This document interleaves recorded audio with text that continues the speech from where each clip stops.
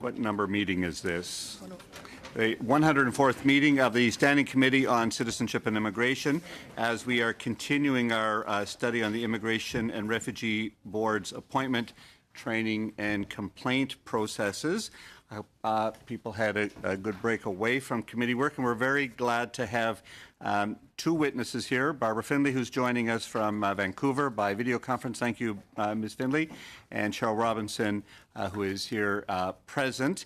We had a third witness who is unfortunately ill today, and we will discuss this later, but I think we do have time for her to come on Thursday, providing that she's feeling better.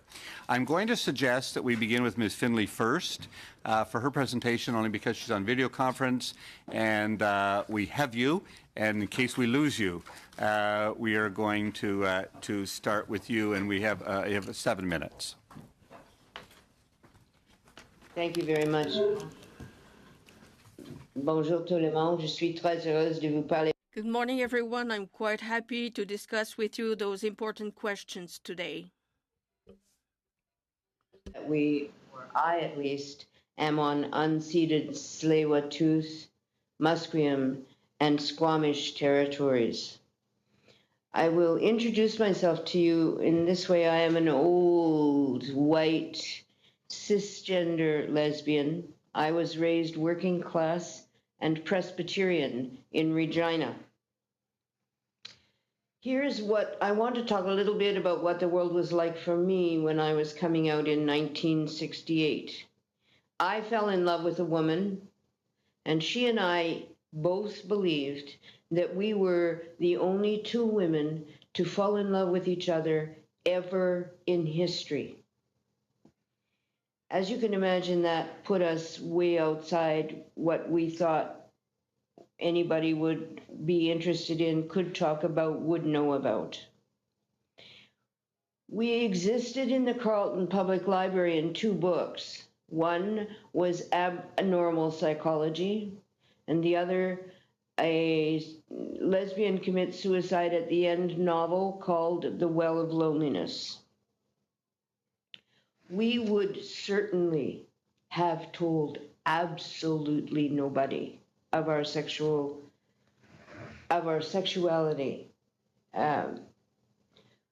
Bit by bit, after I moved to Vancouver from Ontario, and bit by bit, one would encounter people and you'd wonder whether they might be gay or lesbian. It was way too risky to ask. So you might have conversational gambits like, have you ever read Jane Rule, who's at the time a contemporary lesbian novelist? That way you could have a conversation without ever outing anybody. It was a sacred commitment that no one ever outed anybody else that they knew to be gay. And I'm using those words because back in those days, gay and lesbian were the primary terms for our communities. The term homosexual has gone many decades ago as a respectful term for description of sexual orientation.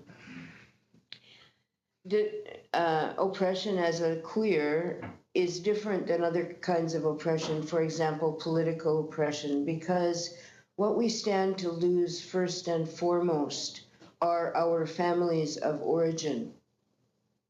So our families do not share our experience of persecution, but rather we risk losing them and our community. The fact of coming to consciousness in a context where you were absolutely invisible in the culture, where you could find tiny references, you were either mad or bad because you were either crazy. They locked me up in a mental hospital when I was a teenager because I was a lesbian, or you were criminal. It was still under the criminal code at the time. If I lived with a roommate, if I lived with a partner, I had 2 choices. I either switched her gender in the stories I told about my weekend activities, or we were just roommates. I certainly didn't tell my doctor. When I tried to tell the psychiatrist, he skipped that appointment and never raised the issue again. I read about bar raids, street harassments by police, people who had been fired, lesbians who lost their children when they came out. I and everybody else led an entirely bifurcated life. I was out to almost nobody. Very few people would guess. Because then, unlike now, there was no notion floating in the culture about, oh, maybe she's a lesbian. So as a lesbian, I have faced harassment and discrimination and so on. As a cisgender woman, that is, as someone whose sense of my gender identity is congruent with the gender that they assigned me at birth after they looked at my genitals, I am not harassed for my gender identity. I can walk down the street and nobody will give me a second glance. My partner, on the other hand, who is a very butch-looking woman, is routinely harassed in airports, in washrooms, in public spaces. She has had the police called on her when somebody's boyfriend thought she was a man and had gone into the wrong room. That has happened more than once. She and all trans people are always one washroom from home, because you can never be sure that it's going to be safe to pee. I'm now a very, very, very out lesbian lawyer. I've been in a bar about maybe 3 times in my life. Trans people in Canada, you may already know this, but think about it. More than a third of them considered suicide in the last year, and more than 11% of them attempted suicide. 57% have avoided public places. 98% of them report a transphobic incident within the past year, including 24% who are harassed by the police, 39% who've been turned down for a job, and 26% who are physically assaulted. Typically, trans people don't seek medical care. I'm going to ask, I could go all day with you. I read Jane Rule, but I need you to keep going. Because we did, with the committee's permission, I'll give you an extra minute. Thank you. All right. Well, for my last minute, I'm going to invite you to take on, for the rest of this conversation today, a different gender identity than you actually have. If you are a cisgender man, I invite you to consider that really you are a woman dressed today as a man. And imagine all the way through this conversation that somebody might out you. In order to make me and you feel welcome in an IRB hearing, what would you want?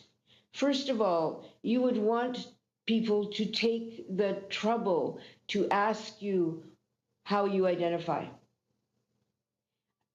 You can't tell by looking, you always have to ask.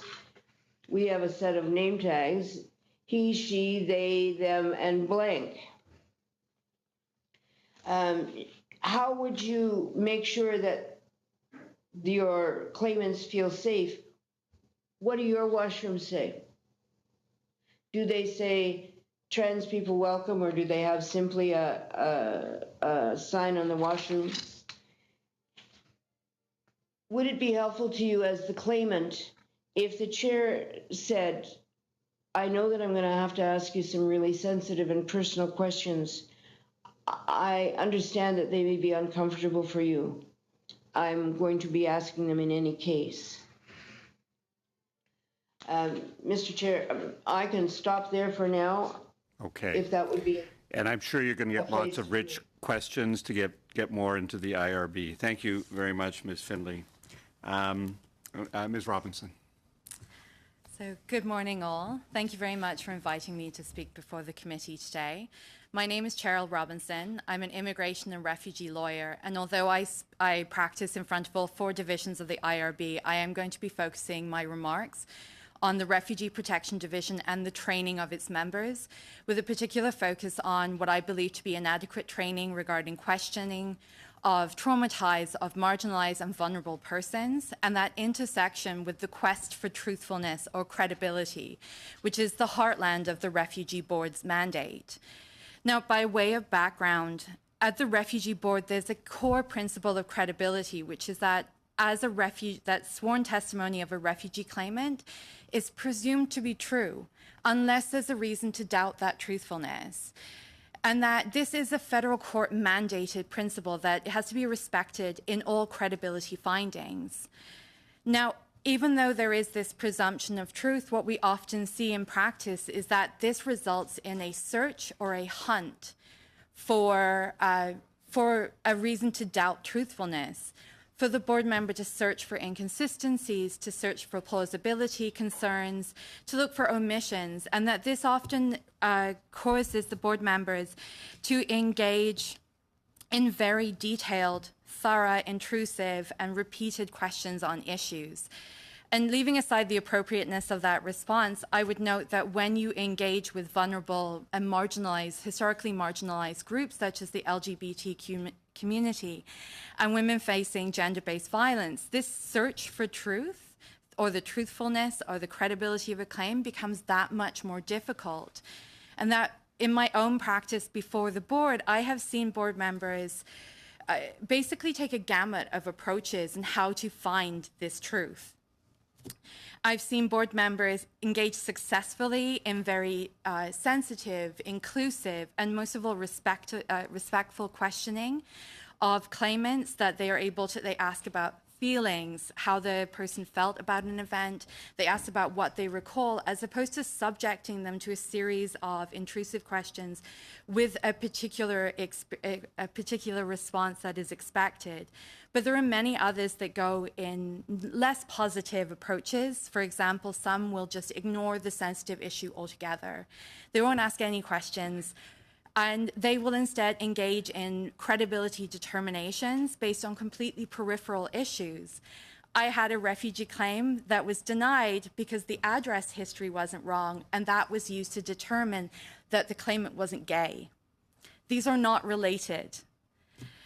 On the other hand, we also see some board members that engage in these very intrusive, specific questioning, and that they will keep on asking because they believe it's part of the mandate to determine the credibility of a claim.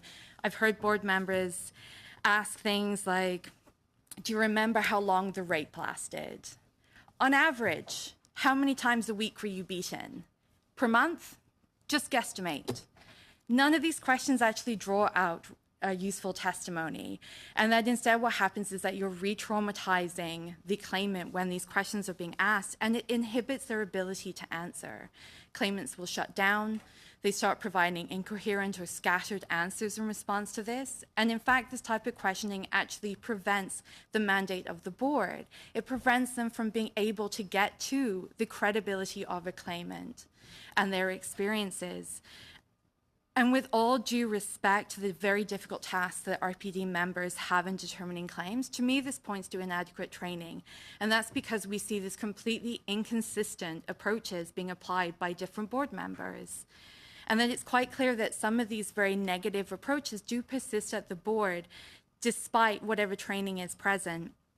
So I do have a number of concrete suggestions, and I'm sure that some of them are going to repeat previous witnesses, but I think it bears repeating some of these elements. And the first of which is that I do believe that training should include those that have gone through the refugee process themselves, and as well as the agencies that work with these communities. What better way for board members to truly understand the impact of the questioning than to hear from someone who's been through that process themselves?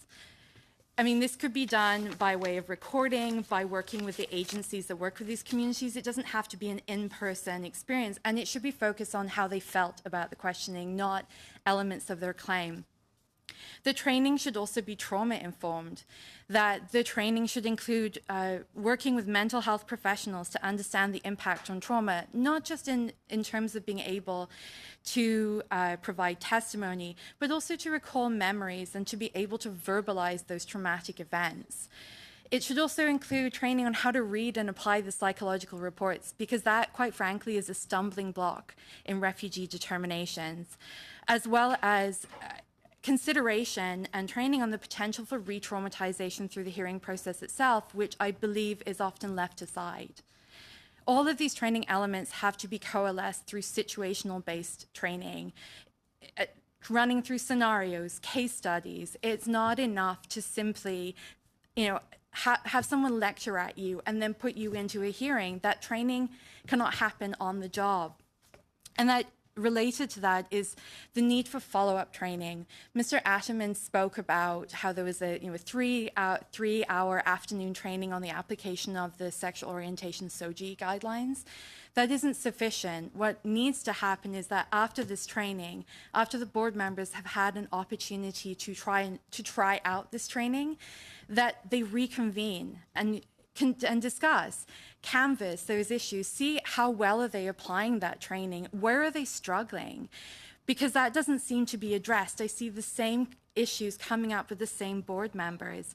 And I also think it would be a really ideal time for those board members to listen to their own past hearing recordings, to objectively hear for themselves how they dealt with a difficult line of questioning or a case, not just what they said, but how they said it, because tone too impacts on the person's ability to answer. Feedback on the application of the training would allow those board members to really hone and develop their skills and training.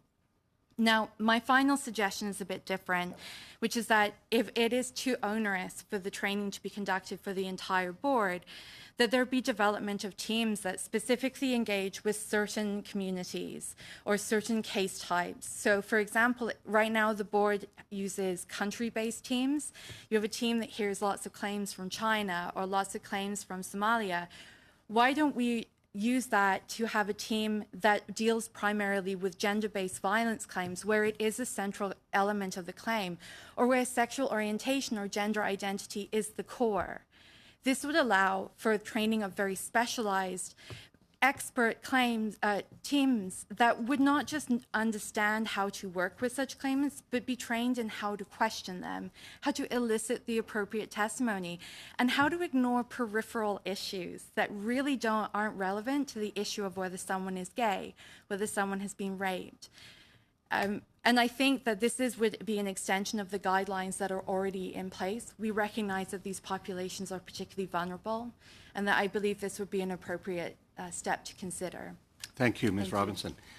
First round of questioning, Mr. Nanasangari. Thank you very much for both of you to come here and present today. And I know it's very timely in the sense of the LGBTQ intersectionality that we've seen lately. And I know the senseless murder yesterday of another individual who actually came on the MV Sun-C in 2009, and the potential links is, I think, quite worrisome and really speaks to the complex issues that you have identified today, Ms. Finley. So I'd like to get a sense of how, for example, you're talking about gender-based violence, how we look at the issue of intersectionality and how we make sure, that the IRB is trained to ensure that it looks at, it could be country-specific, but maybe there's country-specific and a gender-based violence lens that may be even more specific or more specialized than, than having just thematic or country-specific issues alone. I can't tell. Sorry, do you want? We'll start with you, Ms. Finley, and then to Ms. Robinson. Thank you for the question. The issue of intersectionality is very important in this context. For example, going back to the business of the claimant has a terrible choice to make. If they are known to be gay in their community, for example, in the refugee camps, or after they come to Canada in their cultural community here, if they're out, then they will be known as out in that community and they will be severed from their community of origin. A Hobson's choice, if ever there was one. So in understanding why it is that queers might not tell anybody, it's crucial to understand the particular cultural history and the particular religious history. I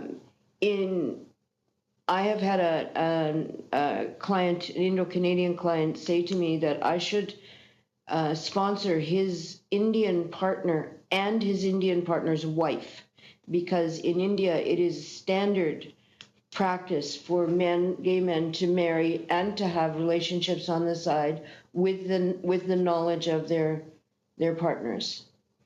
I have had a lesbian from China tell me that I am the only person she has ever told in her life. She's sponsoring her lesbian partner, and the only person she ever will tell. So the difficulty with the intersectionality is what you end up with if you're the queer person is you end up with a very, very, very small and very lonely place. In terms of dealing with that intersectionality, the most important thing that the board can do, in particular in its training, is to be trained about intersectionality, number one, and number two, and to my mind this is absolutely crucial, to make as board members, literally, to make the thought leap that I invited you to do today, and that is to try to think beyond your experience, beyond your point of view, and to think from the point of view of the claimant for a period of time. That's a very difficult thing to do, but it is actually the only way to understand why some of the actions of the claimants that you see and evaluate are what they are. You can't, if you think of sexual orientation or gender identity as something which is fixed, then the fact that somebody was apparently straight in their home country and now they're saying they're gay is problematic. If you understand why people make those choices, the problematic nature of it goes away. So in answer, training about how intersectionality works, the board taking literally in that training and in their work a real effort to look at things from the point of view of the claimant are huge steps forward. Thank you, Ms. Finley and Ms. Robinson. I would say that right now there is reference to this in the guidelines. They do cautions, for example, in the guideline for women facing gender-based violence, and also in the SOGI guidelines, they do make reference to that you can't make assumptions, that there may be cultural norms that are also in play that guide a person's actions. So we do have resources in the guidelines. I think, though, it's inconsistently applied, and I think part of it is because from my perspective, some of the board members don't really know how to use those guidelines. They know they're not supposed to say certain things, but how does that really play out in practice? And I think that's where situational or scenario-based training, case studies, would really help, because it's a way of leading someone to consider both aspects and to play out, like, what would I say to a claimant who is alleging this? And it would hopefully stop or at least limit some of the question about, well, why wouldn't you tell why wouldn't you tell your wife? Why would you get married if you're gay? Or I've heard this repeatedly, why would you go back to your abuser? Or, why wouldn't you just run away from your husband? And a lot of these are just their sort of tropes that we see across gender-based violence or sexual orientation claims. But at the same time, the cultural element will help inform that. And I think some of it is that there's no follow-up or reinforcement on this. They're given guidelines, but then they don't, in practice, necessarily know how to apply them. With respect to the current cohort of IRB members, the Ordering Council, would you say that most of them have been trained and have the background with both gender-based violence as well as the SOGI principles, understanding of the SOGI principles? I would say that they certainly have received some level of training, and some do amazing jobs in respecting that training and how to consider the guidelines. But it is inconsistent, and even with great board members, I've had them ask these kind of questions that you were told you're not supposed to say in the guidelines. And I think that that is simply, again, there's a lack of follow-up training and discussion of how to apply them. Thank you, Ms. Robinson. Mr. McGuire. Thank you, Mr. Chairman, and thank you to the witnesses today as well. I just wanted to just check with you both and see how you feel about the conflict of interest process that we're doing. There have been concerns raised, I guess, about the fact that the complainants that are being dealt with complaints rather, are being dealt with by the chairperson of the committee of the IRB, and that might be seen as a conflict of interest because they're, number one, a colleague, and number two, they're responsible for the reputation of the board. So we've studied other quasi-judicial processes in regards, or bodies in regards to handling complaint systems, whereby it's better, to, such as, say, against the Justice of the Peace, a panel comprised of judges, other courts, Chief Justice, lawyers are put in place to do that review. Do you think that something similar for the IRB would remove the conflict of interest situations?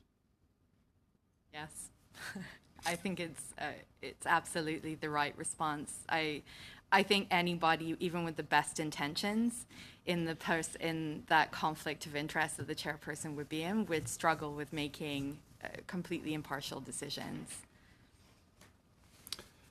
If you go that route, there's, for Justice of the Peace as an example, they have a publicly available clear list of consequences that are available as well, that they know what the results would be if there's a misappropriation. They include a warning, reprimanding, ordering the Justice of the Peace to apologize to the complainant or even be removed from the office. Do you think that this would be an appropriate list of consequences to have for IRB members as well? So, Barbara? and I think that I apologize if I'm interrupting, but I can't tell when you're who you're looking at, so I'll just leap in. I think that unless the members know what the consequences are and know that they're publicly accountable for those for that behavior, then the treatment in particular of issues like sexual orientation, gender identity, intersectionality becomes constructed as something about the way you do your job, as opposed to something which is part of the standards of how you do your job. Thank you. Ms. Robinson, do you have a comment on that as well? I would concur with that, and also add that I do think if a complaint is made and there is no sort of consequence when there has been inappropriate behavior, what good does that complaint do? It doesn't help the complainant and the refugee claimant at all. Yeah, so you agree that the list of consequences should be published well ahead when Yeah. the selection process is being done? Yes, absolutely. Yeah, thanks. The primary issues, it's come up time and time again that the IRB has used partisan appointments in, rather than maybe picking the most qualified candidates. Can you give us any recommendations on what your thoughts are on how to make these appointments less partisan? Well, right now, the Refugee Appeal Division, for example, is GIC appointments. I mean, they could be, I think part of the rationale behind that might be because they're looking for more experienced members to be able to join the RAD, but I guess this would depend on maybe changes to the regulations, but the same sort of public service appointee process for the RPD could also be applied at the RAD if the concern is partisan political appointments. Thank you. Are you concerned about the case backlog in the IRB? And I only raise this because, you know, I want your comments on the length of time for some of the hearings, the wait times for some of the hearings. Yes, in some cases, it's several years. Do you think it'll have an impact on the asylum seeker's ability to recall the details that will determine whether or not they have a positive outcome in their future hearings? I think that it's had two opposite effects. I actually had a recent claim where there's been about a delay of 1.5 years, and someone who was unable to tell an officer, you know, at the airport in the Bulletproof Vest and whatever, was unable to tell the stranger he was gay, the board had no problem explaining it. And that was because of that year in between that he'd been here. For him, it made it easier because he realized it's okay in Canada.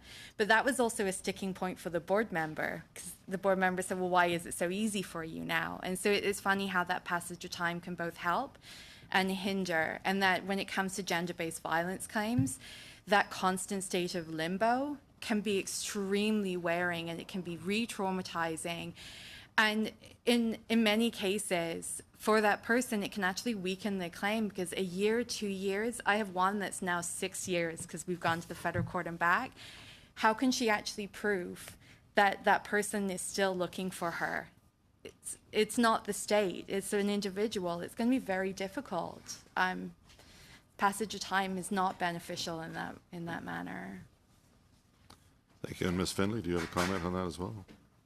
I think that the delays are very difficult because for the claimant, the degree of uncertainty coupled with their ever-growing realization of what's going to happen to them if they go back to their country of origin, having made a claim on the basis of sexual orientation, is progressively debilitating. I also agree with Ms. Robinson that sometimes people who come here don't even have a self-concept as being queer, in any flavor of queer, and that because there are no social mirrors reflecting that as an option in their countries of origin, and so they come to a sense of themselves as gay or lesbian or transgender once they get here. No, that's fine. Okay, Ms. Klan. Thank you very much to both of our witnesses. I'd like to just follow up on the issue around follow-up in terms of training.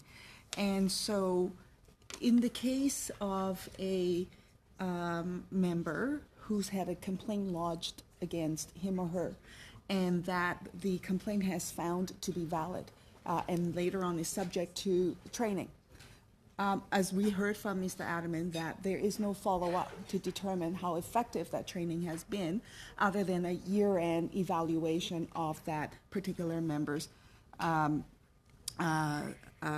evaluation. So I'd like to just follow up on that. Does this make sense to you? And if not, what should be done and how should it be rectified? And if I could get just quick comments from the both of you, I would appreciate that. I have a couple of other follow-up questions on different aspects. I find that concerning because basically you're making the refugee claimants that come after the training and complaint as guinea pigs to see if the training actually took effect. I also think if we look to other bodies, for example, the Law Society, when someone is reinstated, they're not just put in without any supervision. There are terms in terms of supervision and follow-up, that there is a feedback mechanism for them as well that can be part of the terms, and I think that that would be more appropriate after a complaint. Thank you. Barbara? I think that I agree, and I think that there needs to be some structured follow-up and evaluation.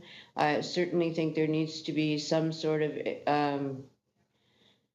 exam or evaluation at the end of the training so that the board can be satisfied that its member has actually absorbed the information, and that they subsequently should be evaluated as against their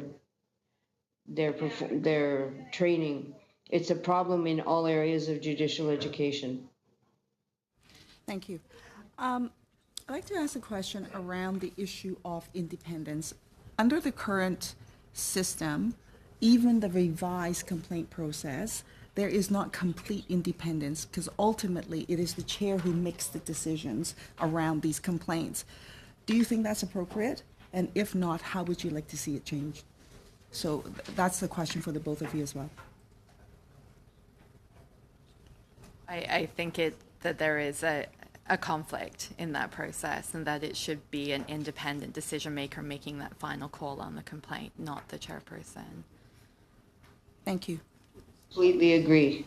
Particularly in the refugee context where people come from countries where one hand washes the other. If the complaint process is to have any credibility, it has to be separate from. Thank you. Outstanding complaints.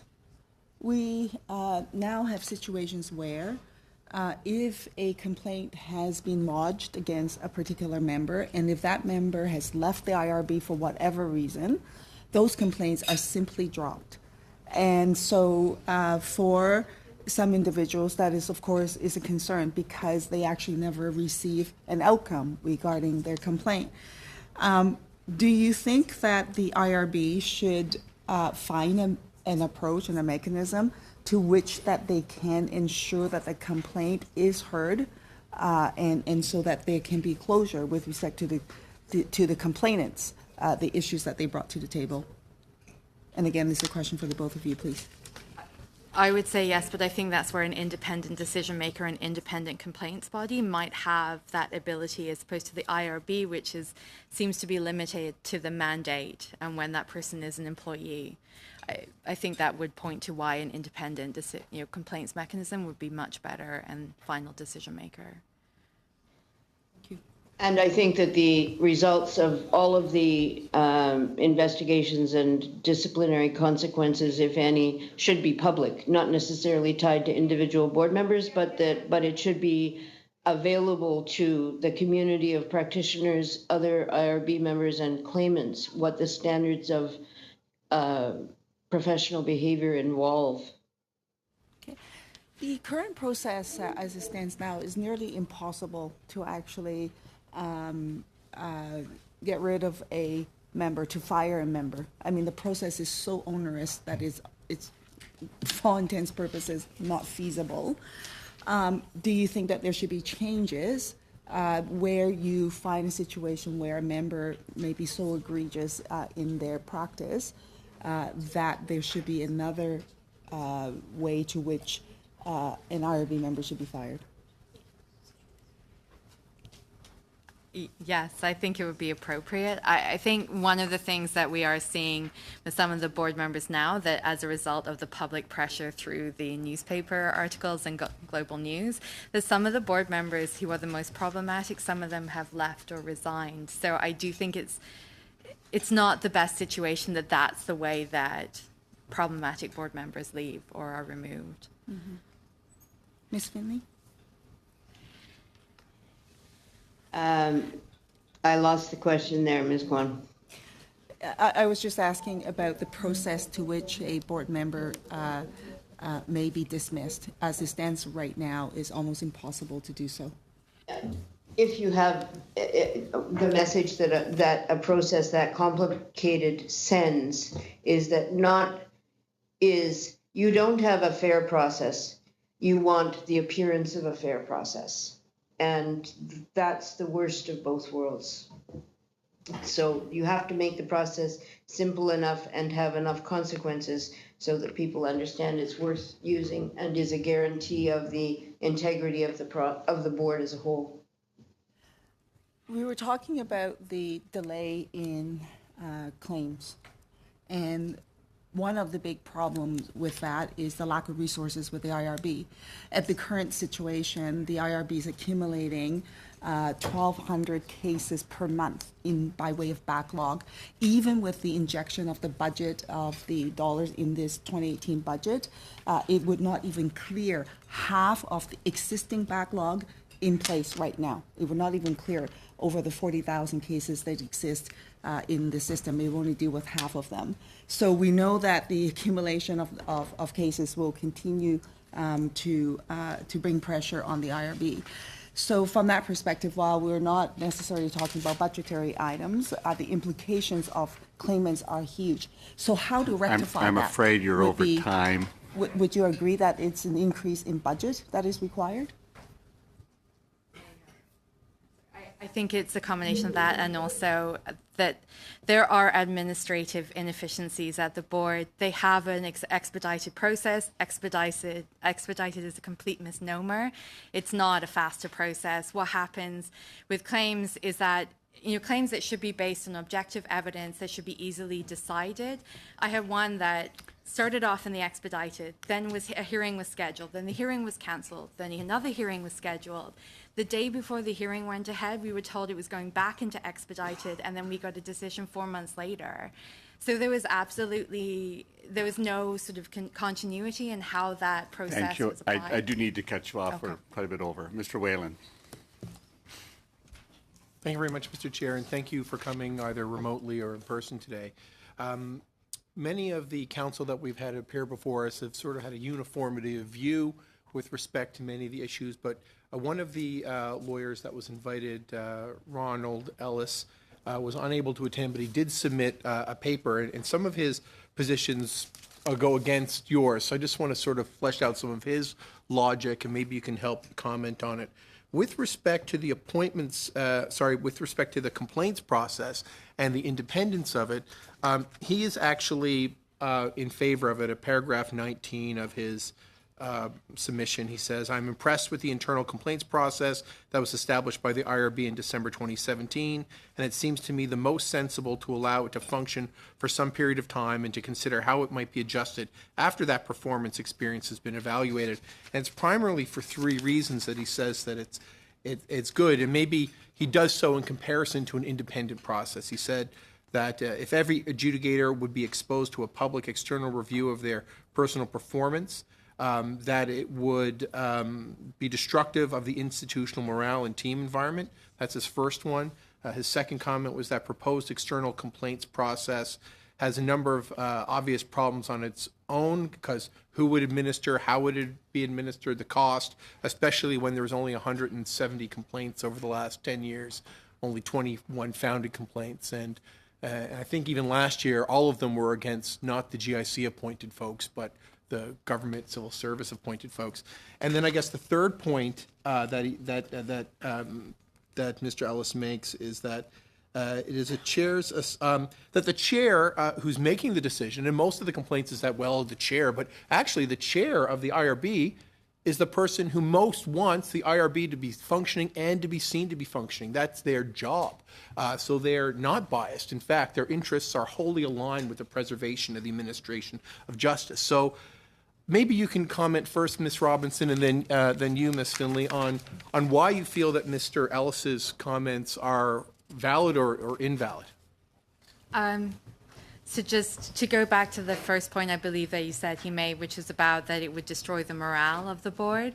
Well, I mean, a judicial council, JPs, they are all are subject to this kind of an independent review, and I can't speak to their morale, but they seem to continue as an institution without any problems. So I don't necessarily see that as being a hurdle in having an independent body. In terms of the cost and who would constitute that, I think it is certainly a concern, but I don't think it's a bar. I think it's something that maybe needs to be considered more. With regards, the last point? The third one is that, in fact, the chair is the person whose interest is most aligned with the preservation not only of the board, but that it not only be doing justice, but being seen to be doing justice. I think my concern with that is that even the most well-intentioned person who is the head of an institution is going to want to preserve the reputation of that institution as well.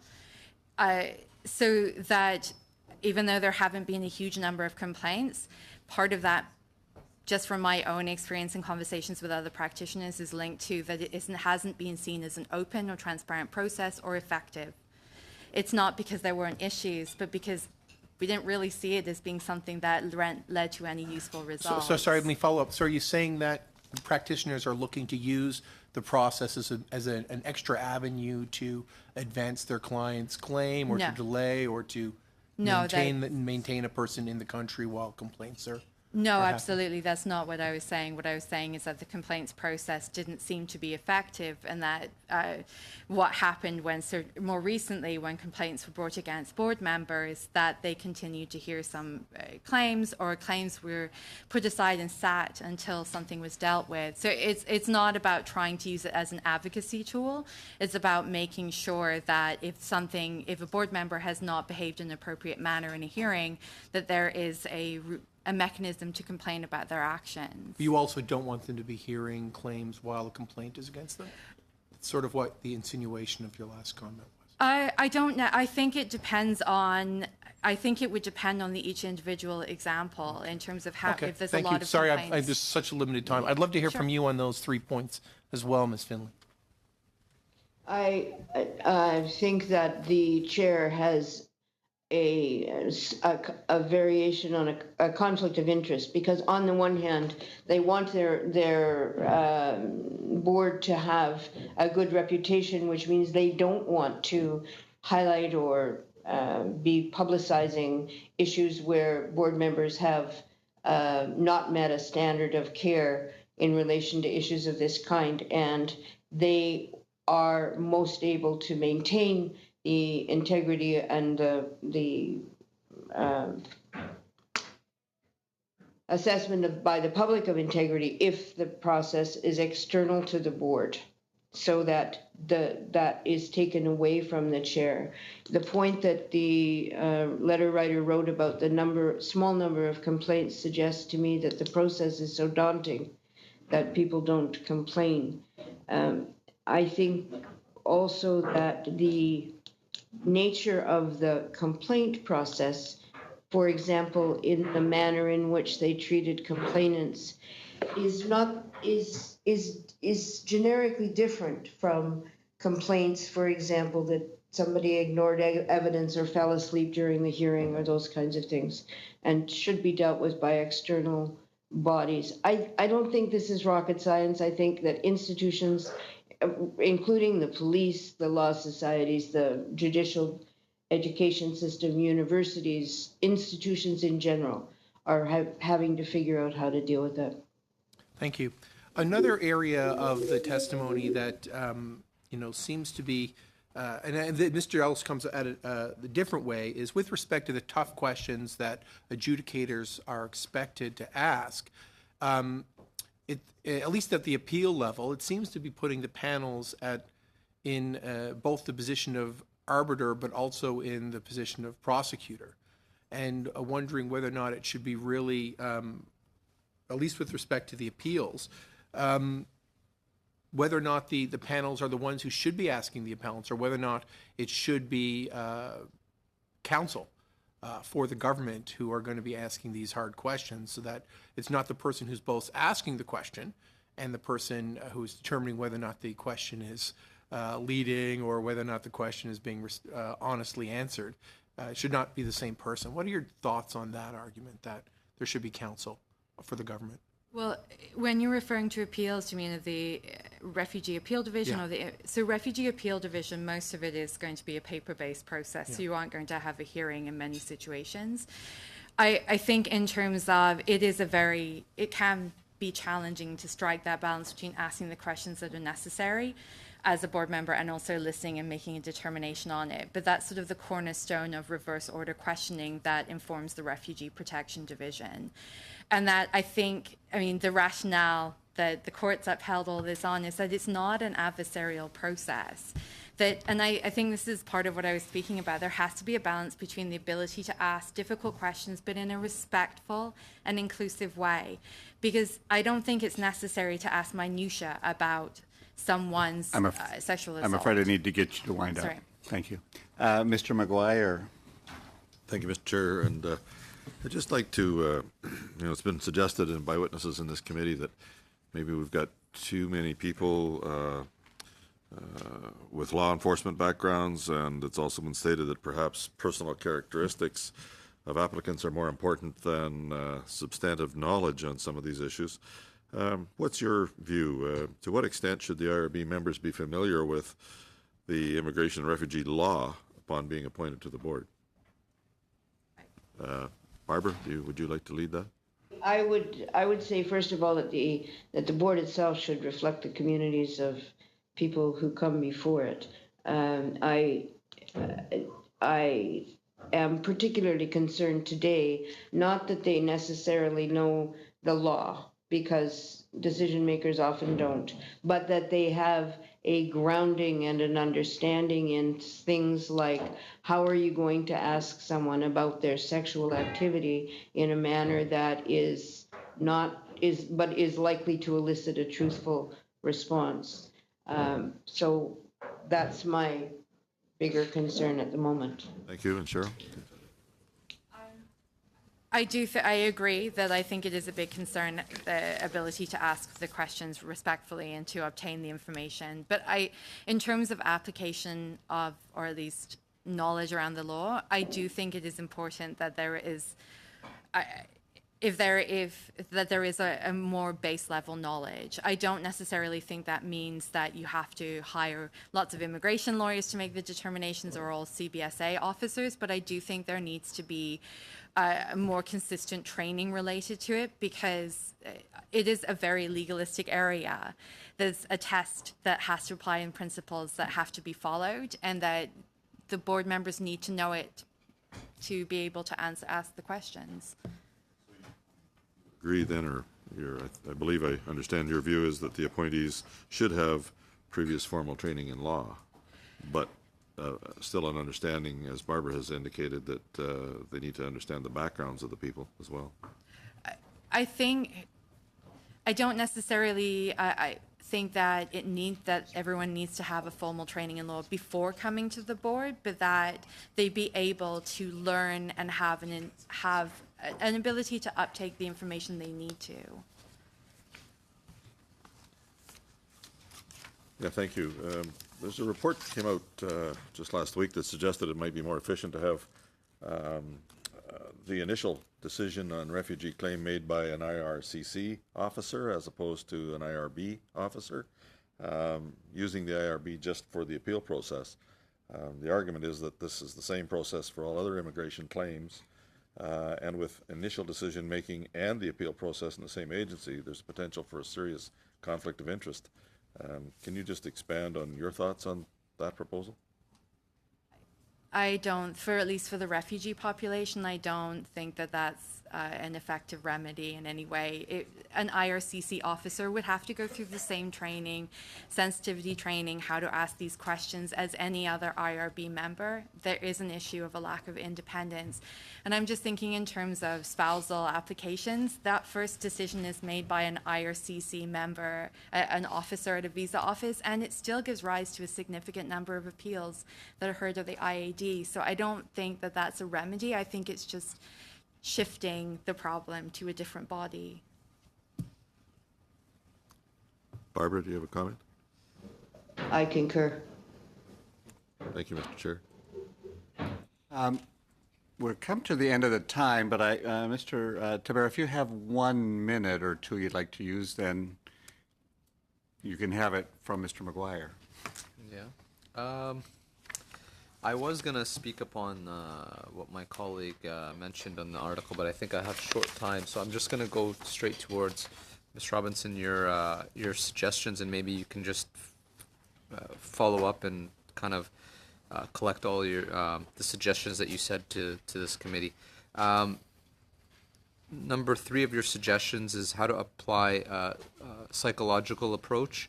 And one of your last suggestions is lack of follow-up training. So if you can just elaborate what you meant on those suggestions. So I think that the training has to be better trauma informed. And that means actually really understanding.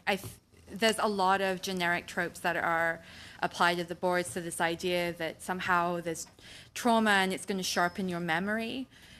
This gets... trotted out a lot in questioning. It's so important, why wouldn't you remember it? And to me, that speaks to a lack of understanding of how trauma actually works on the memory and ability to verbalize. And I think that working with mental health professionals who work with individuals who have experienced trauma, having some training in that would help. And I think just in terms of, often as a piece of evidence, we put in psychological reports. How effective they are and how much they're taken up by the board members really seems to be, it's a very variable response. So I think that learning how to actually read and what that might impact or how that applies to an individual claim would be very helpful. I think we have to end there. Thank you. Thank you very much to the witnesses, and that's helpful as we continue to do that. We're going, Ms. Kwan. Thank you very much, Mr. Chair. Before you adjourn this section of our meeting and go into in-camera, I'd like to just raise two issues of points of privileges, if I may. One is actually related to this particular study with the IRB.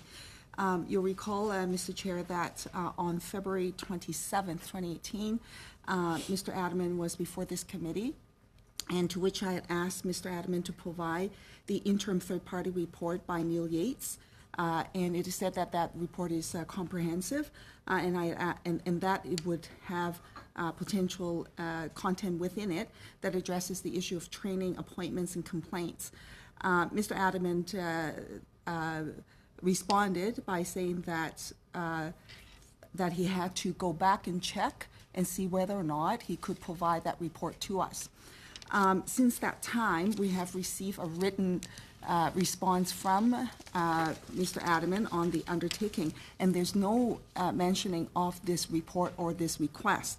I just want to note that if a appointed third-party reviewer directly provided a report, interim or otherwise, to a quasi-judicial body at arm's length of the government, it is unrealistic to consider that this document is protected by cabinet privilege, and unacceptable for the request for the document to be outright ignored at the request from this committee as an undertaking.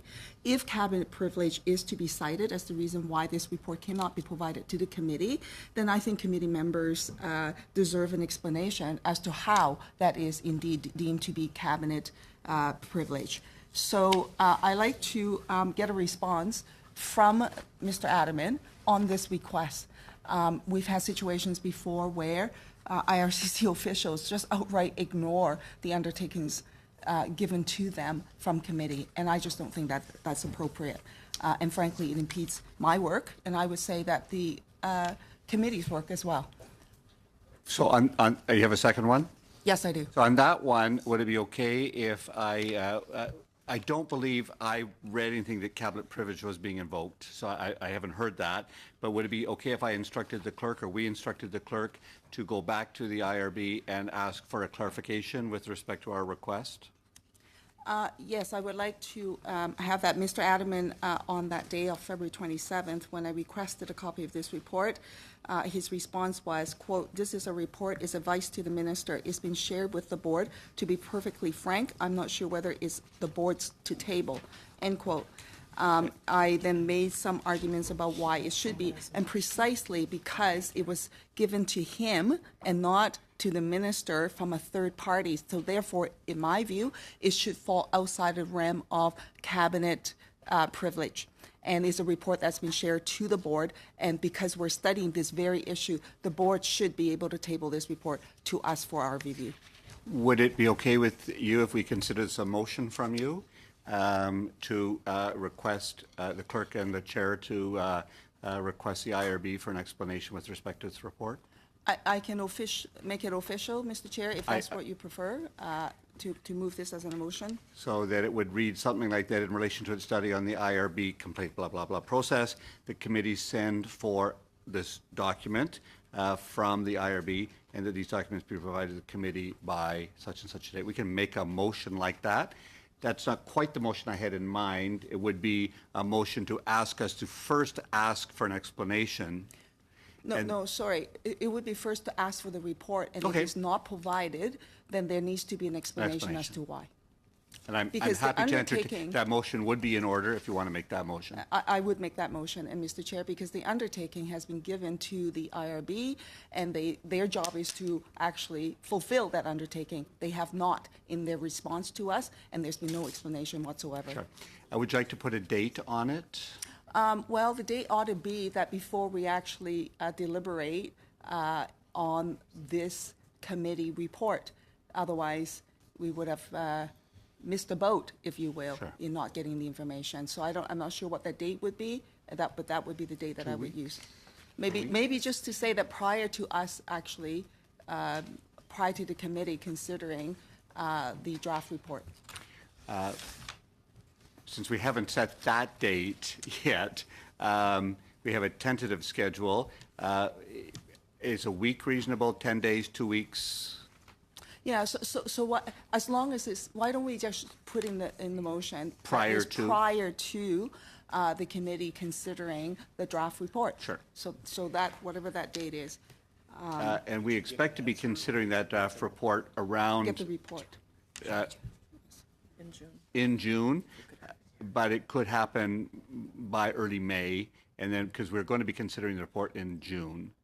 I just like a date. Okay, It's a little bit easier sure. because it's moving. So May 1st? May 1st would be fantastic. Okay. I would accept it May 1st, so for us to receive the report by May 1st. And they obviously can decline, but they will tell us. Are all in favor of that motion? Any opposed? That's carried.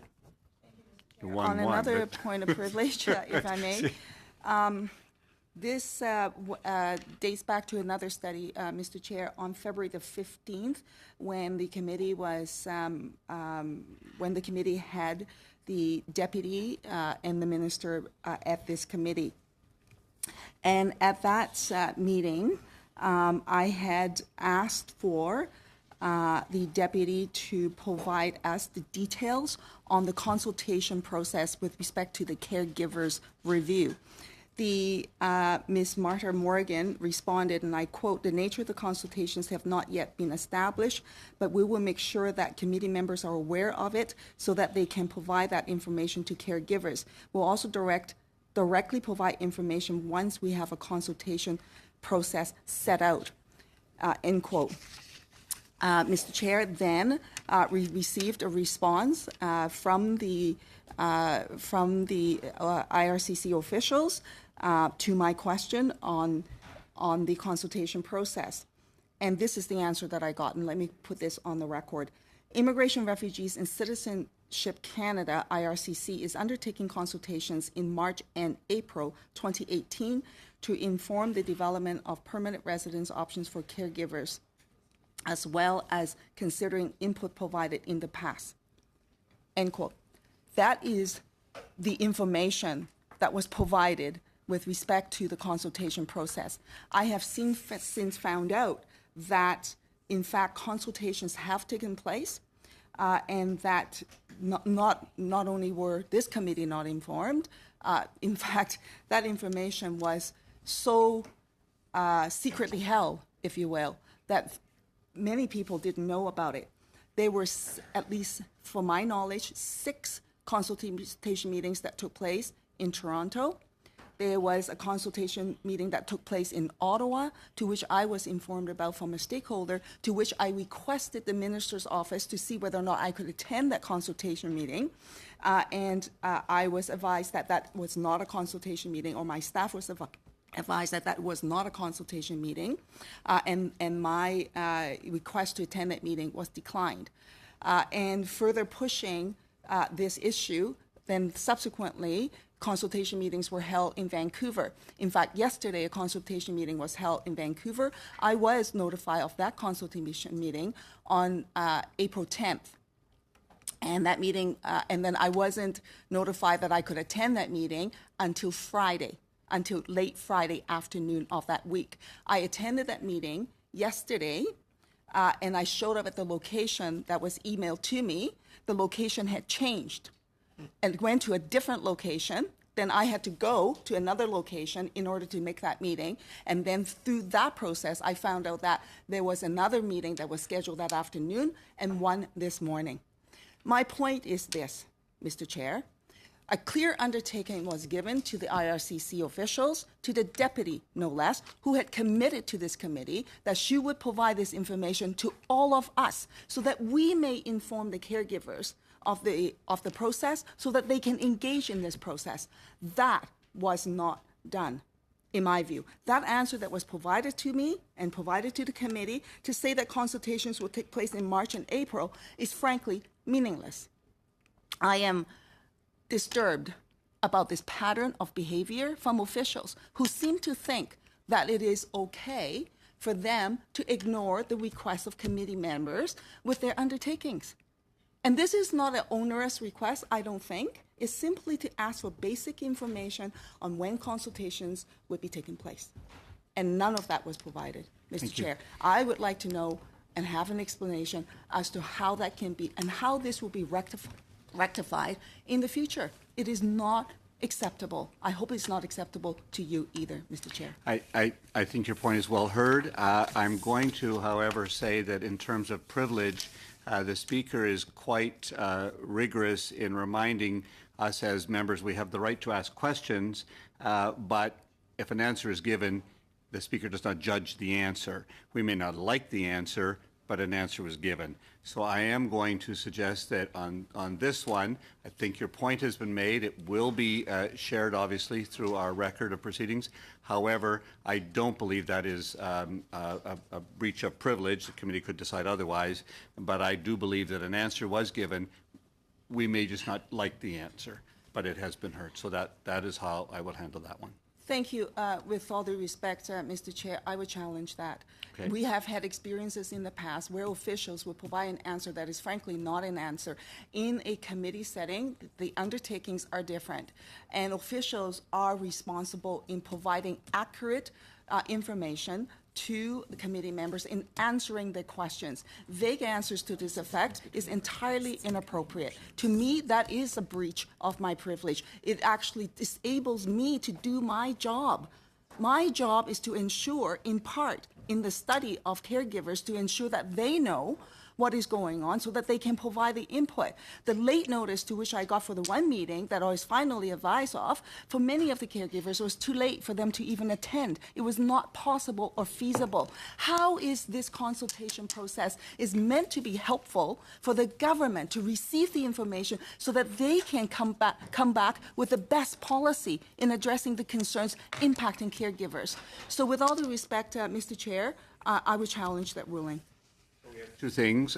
First, I would say, once there's a challenge to the chair, I will allow the committee to deal with that. It's a committee of it's a committee decision whether you uphold my ruling on that. The second part of that would be just to remind the members there is a difference between a committee making a motion to request a piece of information, which is voted on by the committee, and a member individually asking a witness for a document. They are different within our parliamentary procedure. We don't have a motion on that, so that is why I have ruled that I have heard the concern raised by the member. I think it's a concern directly to the department as opposed to through the committee, but I am very prepared to accept a challenge on that ruling. So I would. Point of order, just a housekeeping thing. Before we continue on with this, because this could go on a little bit, should we dismiss our witnesses?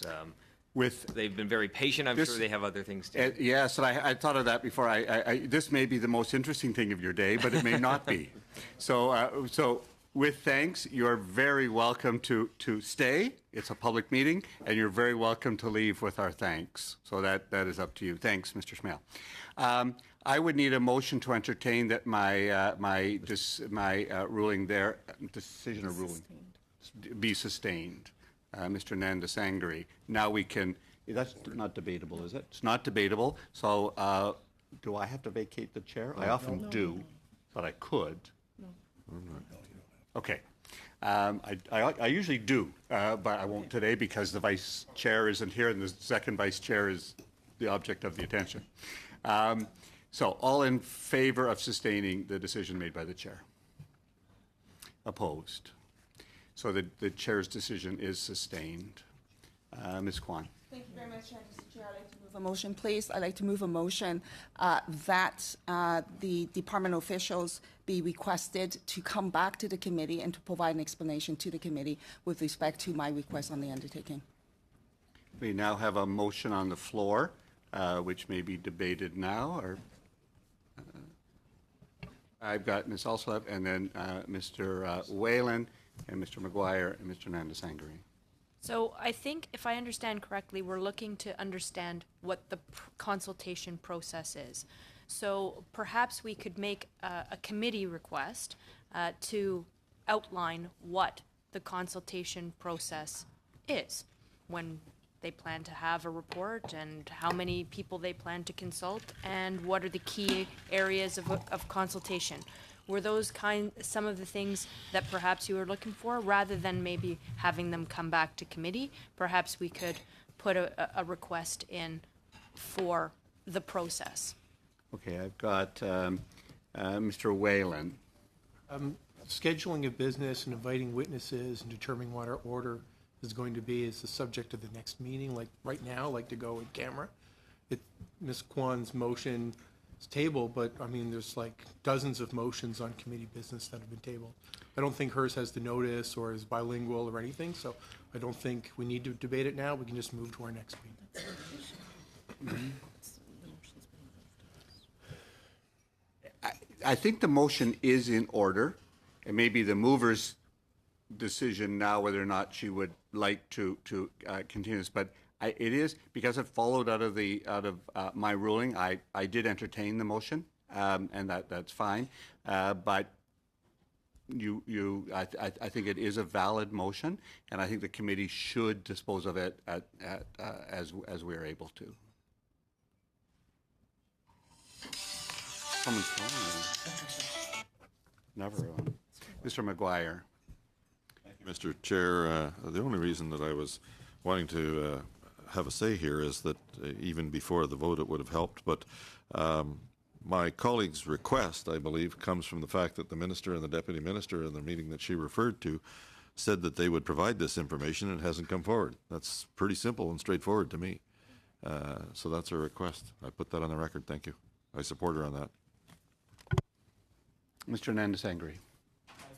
Debate now be adjourned. Okay, we have a motion that the debate now be adjourned, which is not debatable on this. All in favor of adjourning the debate? All opposed? The motion, then that debate is now adjourned. And Mr. Nandasangri. We continue our business as per our agenda. Okay. So continue as, I believe we have to finalize some matters with respect to committee business. All right. Is this on this motion to continue the business? I'd like to speak to it. Okay. You're first. Well, thank you very much, Mr. Chair. I find this very troubling, and for the committee member to try to actually shut down another committee member in engaging in, I think, what is important matter for all of us, not just for this committee, and I think for all Canadians, frankly, and to disallow for proper discussion that take place in the public realm. On this motion, I would not support it. The reason why I won't support it is that I would like to move 3 other motions, Mr. Chair, and I'd like to point out what they are. And the one of the motion that I wanted to move, and that is to put a notice of motion on the public record, and that is pursuant to standing I'm order. going to call this out of order for 2 reasons. One, we have a motion on the floor, so it's not allowed to move another motion that is related. So I will not entertain other motions. The second thing is we are not in committee business. So I would require that any motion that's being presented would have followed the due process of being sent to the committee with due notice in 2 official languages, as is important to this committee. So I would request that the members follow that procedure to submit their motions in due order, because we are not. I entertain a motion that was related to a point of parliamentary privilege because it was directly following from it. However, this does not directly follow from that. We have a motion on the floor, and I would just say that that is the only motion that we can deal with at this time. Speaking to that issue, on a point of order, Mr. Chair, I would request that we, unless you're raising a new point of order, we only are speaking on the motion at this time. I am speaking I'm looking at to Mr. Sorensen. I am speaking to the motion, Mr. Chair. I was not moving a motion. I was simply raising an issue to say that I am speaking against this motion because I was going to put on notice of a motion for the committee's information. And the notice of motion that I would have put on had this motion not been tabled and it's not yet been passed, so therefore I can speak against it. And to say that the notice motion that I would have liked to have made is this. Point is out of order. I think there's a debate right now on a particular question to continue the agenda. And I would agree with that, that there are ways people do try to circumvent that by saying they're speaking about a motion. If they're not speaking about the motion, I would say that they are out of order. I have Mr. McGuire now. Mr. Chair, my colleague is not speaking about a notice of motion. She's talking about, or about a motion. She's talking about a notice of motion, and there's quite a difference in regards to the affairs of the committee. And I can't believe that the government wouldn't allow the discussions on the notice of motion. A notice of motion. There has been no motion put forward. And so I'd like to hear what they are. If she's got 3 more notices of motion that she'd like to put forward, we're not voting on them or anything today. At that point, I can't understand what the hurry is to close our business so that we can be in camera on that. I think that we owe it to my colleague to hear what her notices of motion are. I am just clarifying that notices of motion in the middle of a debate on a motion are appropriate. Just give me one moment to clarify this, and then I've got 2 speakers. What do you think? I think it's okay.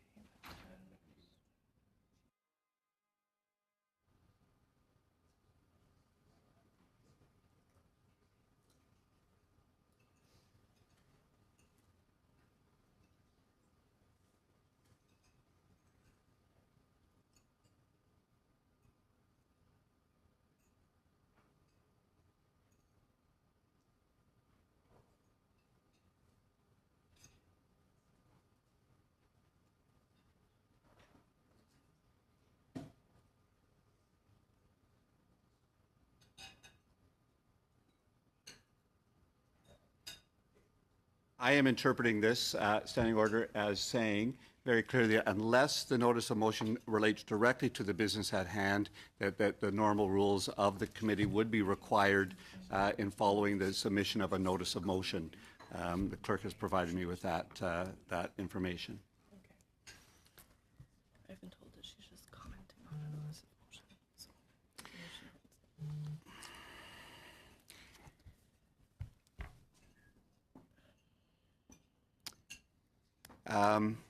I believe that it's inappropriate to comment on a notice of motion that's not been made in the debate, where we are instead of as a backdoor way of changing the debate. That would be my ruling, that absolutely people can comment on anything they want to in a debate as long as it's relevant to the matter at hand.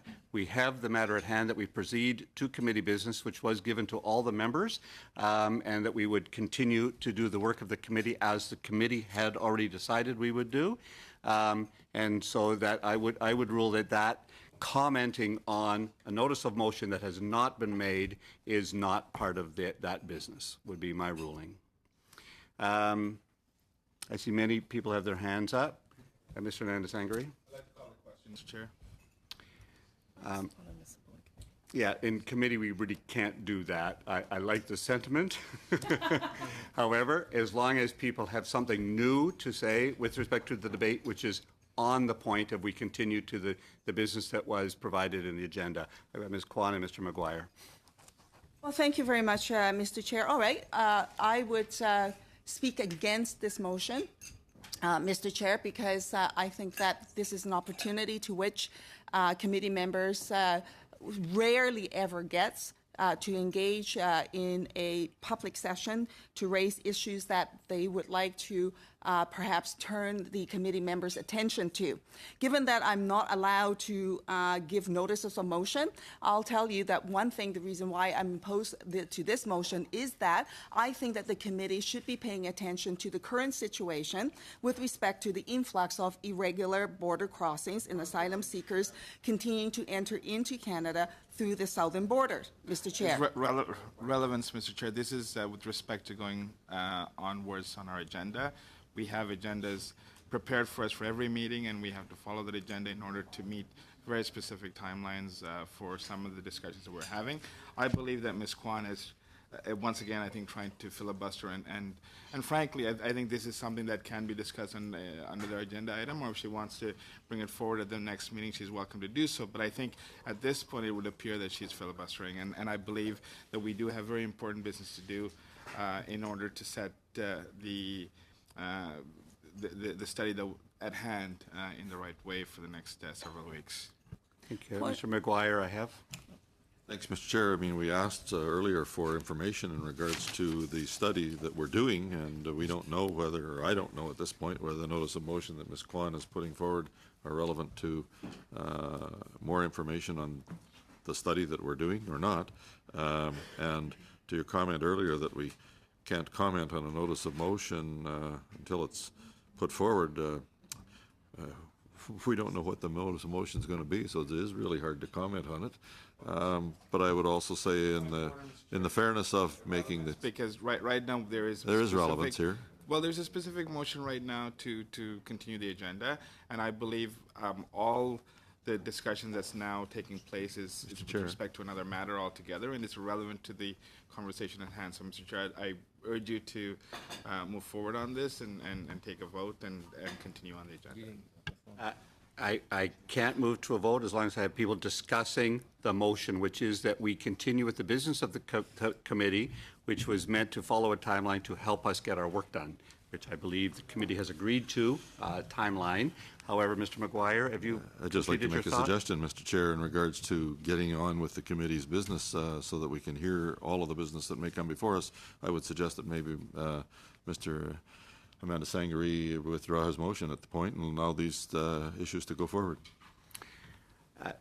There is a motion on the floor. I think we have to deal with that motion. Ms. Kwan, on the motion. Well, thank you very much. Speaking to the motion again, frankly, to be very clear, Mr. Chair, I have no intention whatsoever to filibuster this committee. In fact, if anything, the committee members from the government side is trying to impede the work that I think is very important for this committee to do. And from that perspective, just because someone offers a different opinion than that of the government members and want to debate that, they deem that to be filibustering. So it's like slow to say that we all have to walk like sheep and agree with the government. And unless if we do, we're filibustering somehow, Mr. Chair. And that is completely inappropriate. To the debate around moving forward on the committee business. This relates to the committee business, Mr. Chair. The issues that I want to bring forward relates to the committee business that I want to bring forward, not in an in-camera session. My intent is simply to say that I think that this committee needs to study the issue of the Safe Third Country Agreement, and particularly the issue of the asylum seekers that are crossing over from the United States right now. We know that there's been tremendous impact with respect to that in Quebec at this very moment, Mr. Chair. And that, to me, is committee business that falls within this realm. And yet we have a situation where we have a committee member who does not want to have that committee business discussed in a public sitting. Thank you, Mr. Speaker. Again, the Conservatives filed notices of motion last week with respect to this. It's committee business. Whether or not the minister or the deputy minister come is also committee business with respect to the estimates. This is all just trying to get on camera issues that other people have taken the time to do in advance. And when we get to committee business, we can sort all this out.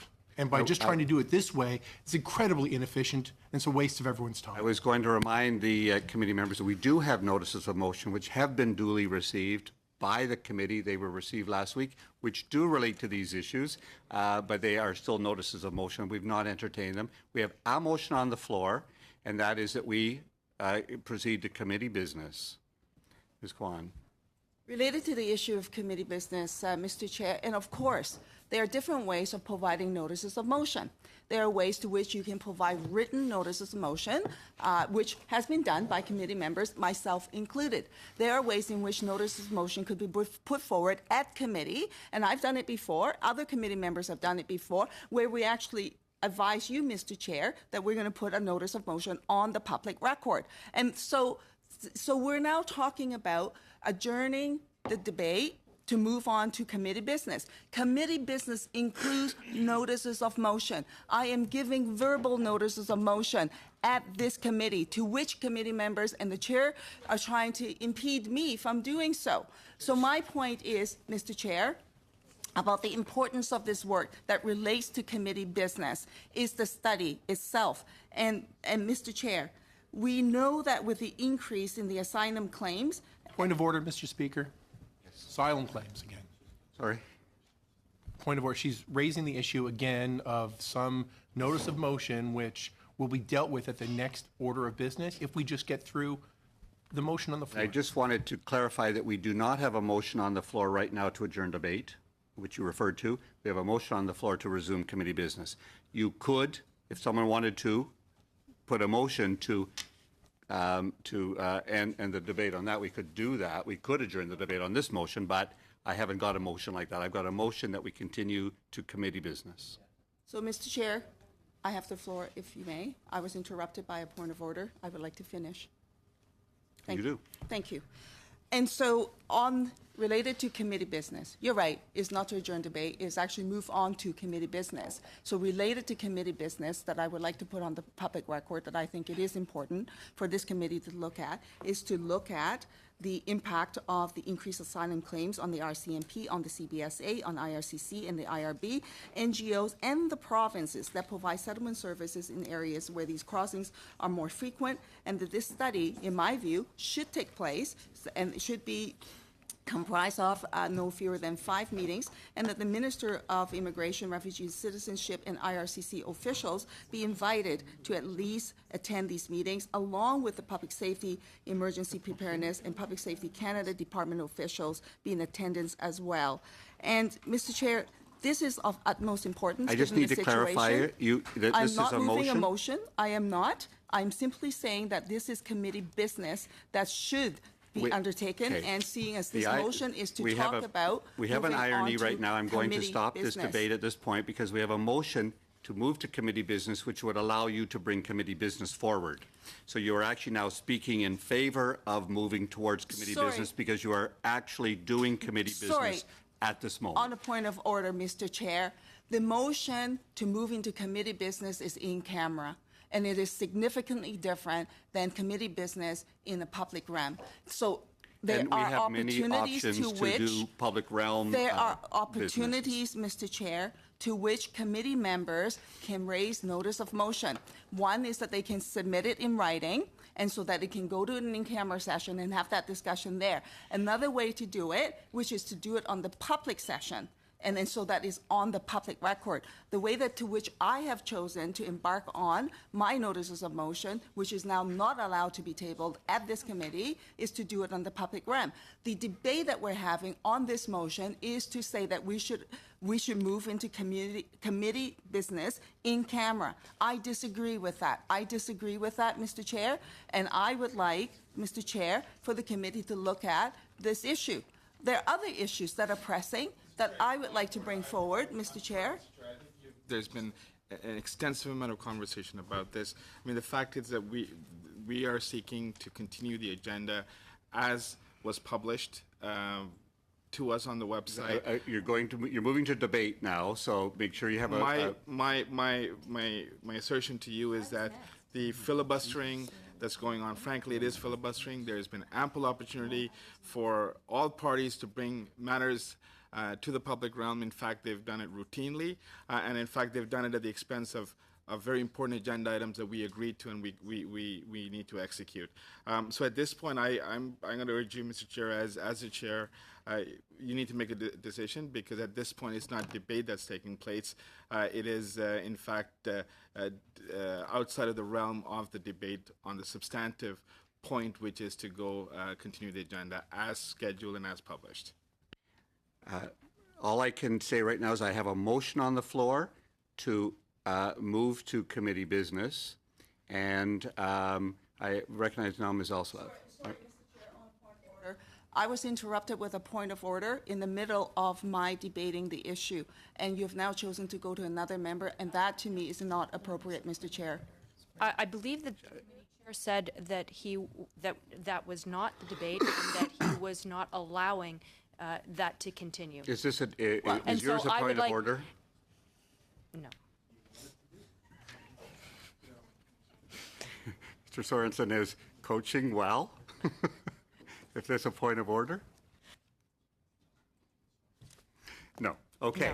Ms. Kwan has the floor. However, I am very rigorous that it be on the debate. The debate is about moving to committee business. It is not about committee business. If the committee wants to discuss committee business, I would advise you to move to committee business. Otherwise, we will not be able to continue. That's why the rules are meant to protect all members. Individual members have their own goals and agendas and ideas. That's very appropriate. The committee needs to make committee decisions. So, Ms. Kwan, if you are on the topic of do we move to discuss committee business, that's appropriate. Well, thank you very much, Mr. Chair. I would raise this. I do not support this motion to move into committee business in camera. There is a distinctive difference when you go into in camera versus that when you're actually engaging in committee business in the public realm. And we are talking about notices of motion, for example. When you move a notice of motion that is in writing, that's submitted, all of that goes in camera. And this distinction that I'm trying to make is to move a notice of motion, to which now I've been told that I'm not allowed to do so, is so that we can engage in this discussion in the public realm, just so that the public knows what it is that this committee is deciding in camera about what studies to undertake. There is a distinct difference, Mr. Chair, and for the motion to proceed, I'm speaking against it, because in my view, a lot of these issues ought not to be in camera. In my view, these issues should be in the daylight. Let the sun shine, and let us see what it is that the committee members want to discuss. Is the member making a motion? There is no rule that says business meetings are in camera. I just remind the committee of that. Business meetings may be in camera. They may not be. There's an assumption being made. The second point is, I just will finish, the committee made a decision not to be in business in a general way. It was very much to honor the work of the analysts who presented an over 50-page document on a summary of evidence, which the committee requested them to do. You requested an extensive piece of work to happen over the last 2 weeks, which, thank you, they accomplished. And this business meeting was actually requested by the committee so you could determine what next steps you wanted to take on this study with respect to the IRB and the complaints and appointments processes. That's what so it was not meant ever to be in a general business meeting. It was very specifically to give the chance for the committee to honor the work, to reflect on the work, and to make a decision about, do you want further meetings on this particular topic or not? That was what was your decision, which I am trying to help you as a committee honor your decision. And I do believe, frankly, it was a unanimous decision. It wasn't one side or the other that requested the summary of evidence so we could analyze where we are on this study and make a good set of decisions. Just to clarify, that's why we're doing what we're doing. It was not meant to be, neither was this moment meant to be a business meeting, nor was the business meeting we're supposedly engaging in shortly to be that. So we'll continue. Thank you. Ms. Kwan. Chair. I am simply going by with what's on the agenda on the public record, where it says in-camera committee business. So I am assuming that when we go to committee business, it actually is going to be in camera. Perhaps this is mistaken. Perhaps my assumption is wrong in reading the agenda, or perhaps I misread the agenda. That's my assumption, that Mr.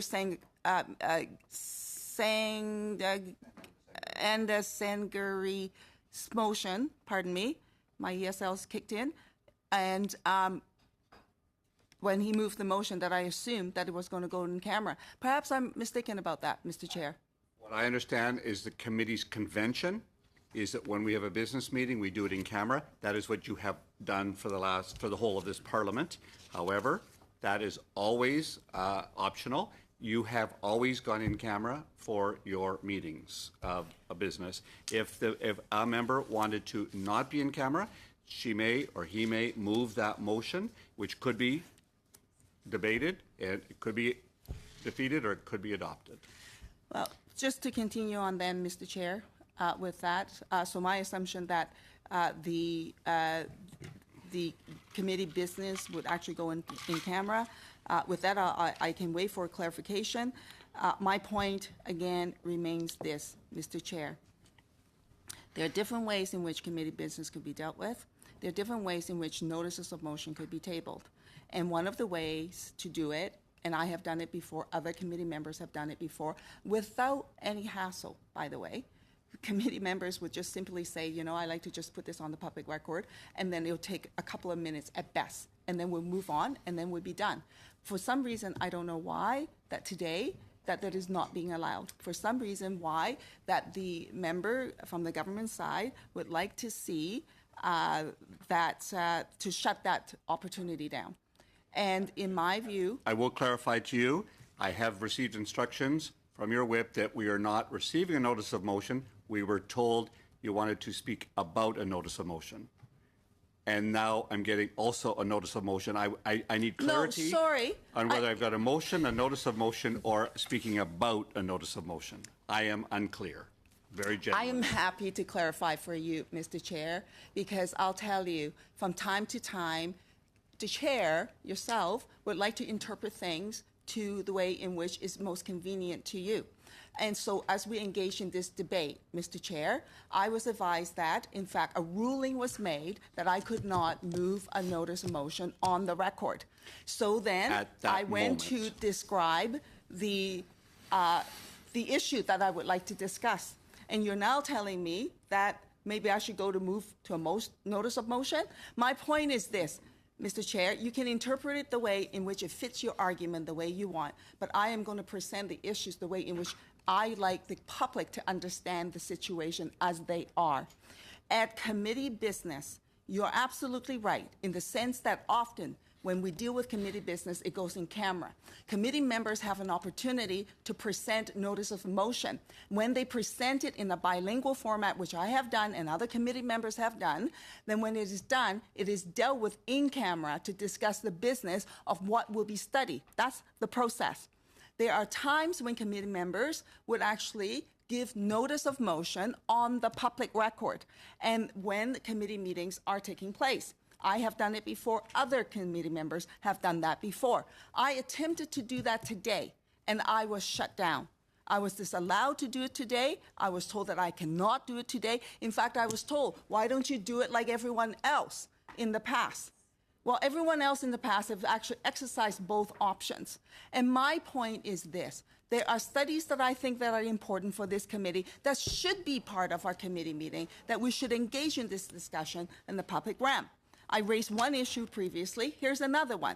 I don't know about other committee members, whether or not you've had this experience. I've had tons of constituents who's come to me to say that the permanent residence application processing time has been so delayed that it's impacted their lives significantly and that of their families, including the situation of significant processing delays of permanent residence applications submitted by the Iranian nationals, many of whom are current and former international students, and that they cannot move forward. Their lives are held in limbo, and their processing time is far beyond the typical processing time. Some of them had been waiting for their permanent residence applications to be processed for a couple of years.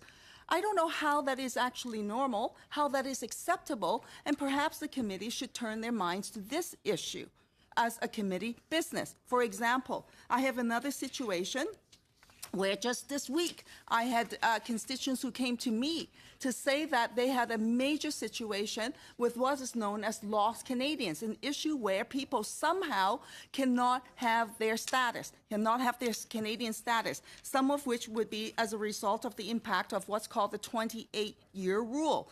And people all of a sudden, when they turn 28, they're no longer Canadian citizens. They have no Canadian status. And then that impacts their lives in a significant way. Second generation individuals born outside of the country to first generation born Canadians also don't have status.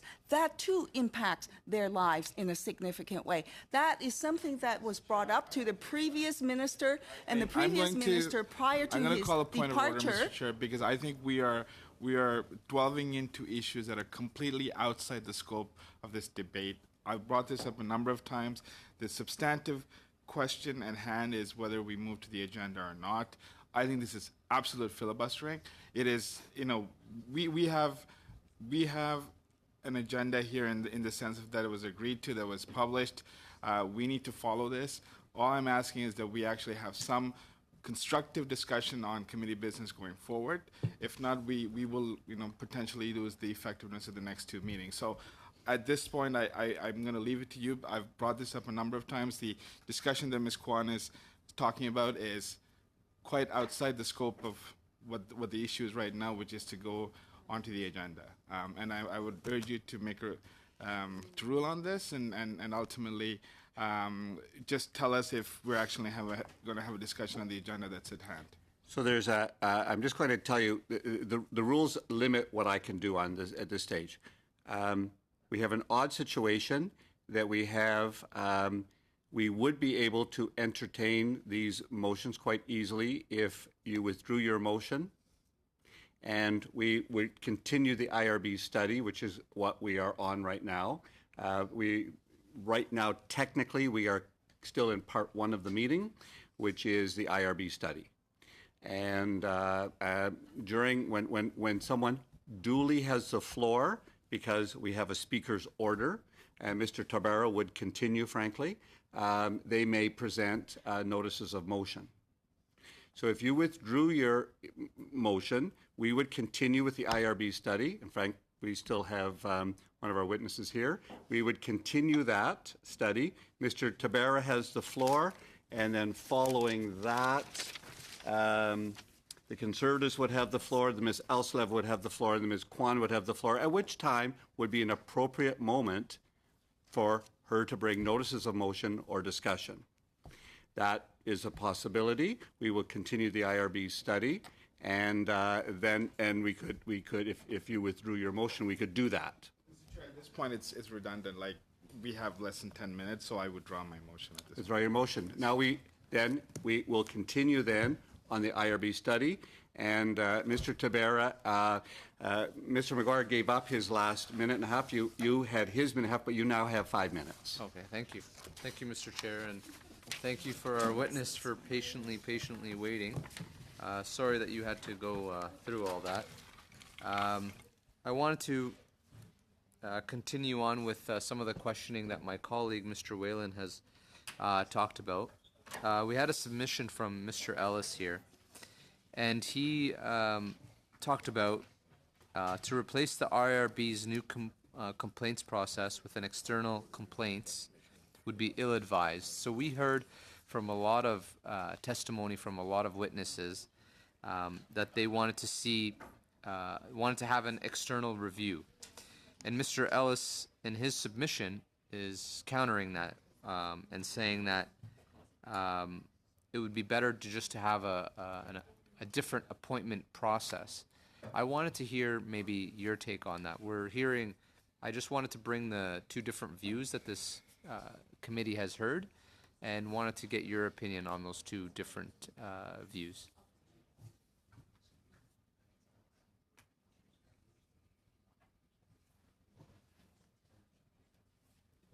Yep, go ahead. Ms. Finley, you may be delayed, but you're welcome to comment on that. Okay, sorry. Was Mr. Ellis addressing the different appointment process for the board or for the committee that would consider complaints? For just in terms of appointing judges, he mentioned in his submission that there should be a different system of appointing judges. Well, I'm not sure he would agree with what I think the system ought to include, but I certainly think that potential appointees should be evaluated on the question of whether or not they understand the social context approach to decision making, and in particular, since we're talking about queer claimants, in particular, that they have an understanding of the ways in which being queer has two significant differences than other potential persecution grounds. One being that they may be severed from their families, and the second being that they may have and feel they have to continue to keep a secret, so that will impact on their decision making about queer claims.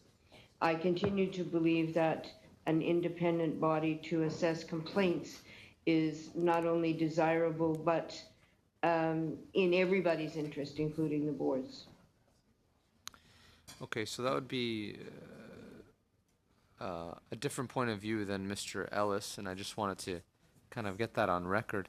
In terms of an internal review, or an external review, sorry, can you give us, in your thoughts, how that would look like and how that would play out, and in your experience, what you've experienced and how this external review would help a lot of these claimants? I have not had experience with the internal review process. Frankly, I am of the opinion that it is mostly a window dressing process at the moment. Were there an independent process, I think that the model for the process could be adopted either from judicial complaints or from, for example, university complaints, that there ought to be some trauma-informed and knowledgeable, in medicine they call it patient navigator, someone at the intake point who understood the context and the situation of a queer claimant wanting to make a complaint, who could then assist them with the process so that it wouldn't necessarily have to be lawyer-driven. And then just finally here in my one of my last questions is, again, Mr. Ellis would mentioned here strength of the IRB's institution and on the independence of the individual adjudicator. Would you agree with that? That's where the strength lies? The strength of the IRB depends upon the judicial independence of the individual adjudicator.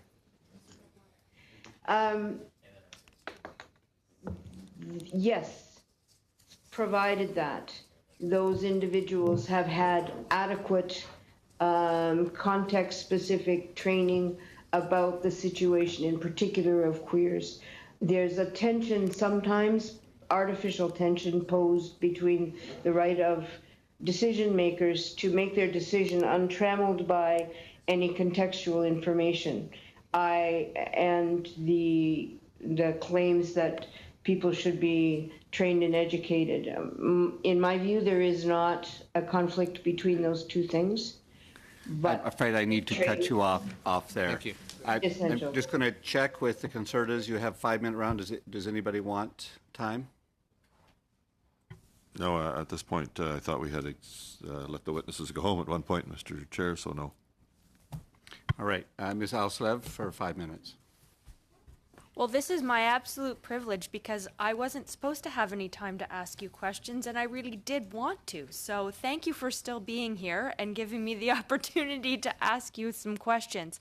Because earlier on in your testimony, you spoke around standards and how important it would be to have the standards or code of conduct, and then consequently to understand what the consequences or the repercussions might be in terms of not meeting that standard. I wonder if you could expand a bit on that and give us some idea of whether or not the training process is impacted by lack of clarity around standards, and therefore you don't know what you're training to. So how in a quasi-judicial body would we be able to incorporate those standards and the consequences and into the training and appointment process from your perspective?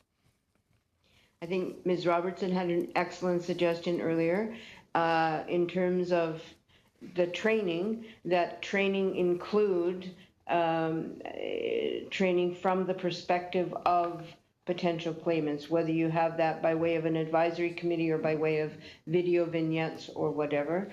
That's number one. Number two, the training in the content of the training would include how to. I have real sympathy for the job of the IRB because you have to ask extremely sensitive questions and evaluate the answers for credibility when you know that this person may have had to lie to keep alive for all of their lives. Not an easy thing. So training in that particular area, in the area of how to ask those questions, is, I think that the standards are possible to articulate. For example, misgendering a trans person, referring in using derogatory or dated language like homosexual or transsexual, likely to create the impression in the claimant that either the board doesn't know or doesn't care about their individual situation.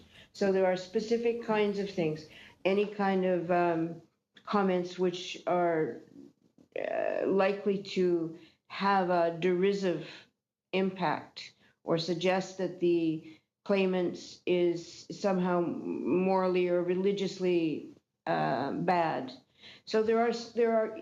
It's not difficult to think about standards which will, quite apart from the substance of the complaint, count as whether or not the member is delivering a competent service as an adjudicator. We go about how would we go about defining those standards?